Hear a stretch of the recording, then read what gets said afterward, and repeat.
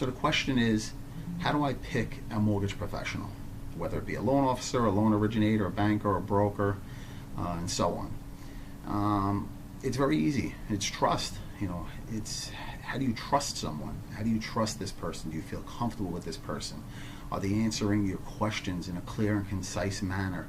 Are they making sure you leave happy, you leave content, that one of your biggest investments is in the right hands? That's very important. Comfortability and knowledge. The thing to do is ask a lot of questions.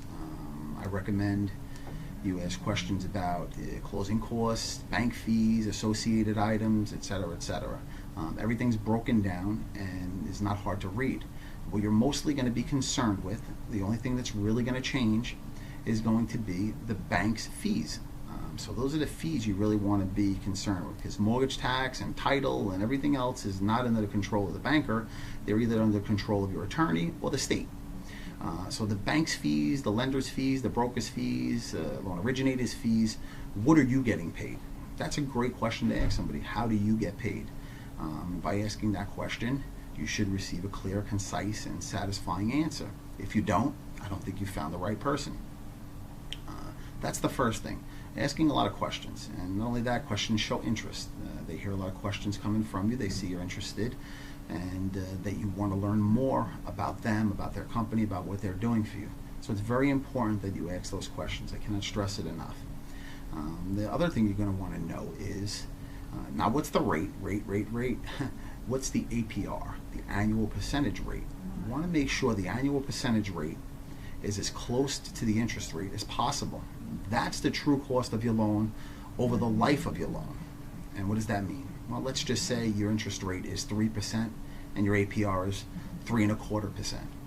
The APR is taking all your closing costs and your loan amount, adding them together, amortizing it over the life of your loan, and telling you what the true cost of the money you're borrowing is.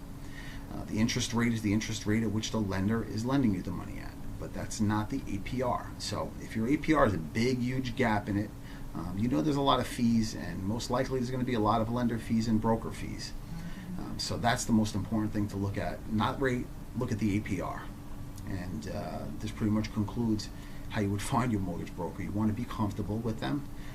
You want to make sure they answer all of your questions, and you want to make sure you understand those answers. And if you don't, and they won't elaborate, then you just might not have the right person.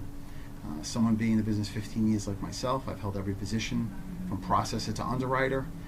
When I look at a deal, I can pretty much tell you if that deal's going to close, where the hiccups are going to be, where the problem areas are, and where the hurdles, and how we can get over them, if we can get over them. And that's what you get in me when you hire me to do a loan for you. My knowledge and my resources, they're all available. Thank you, and we'll be on to the next session soon.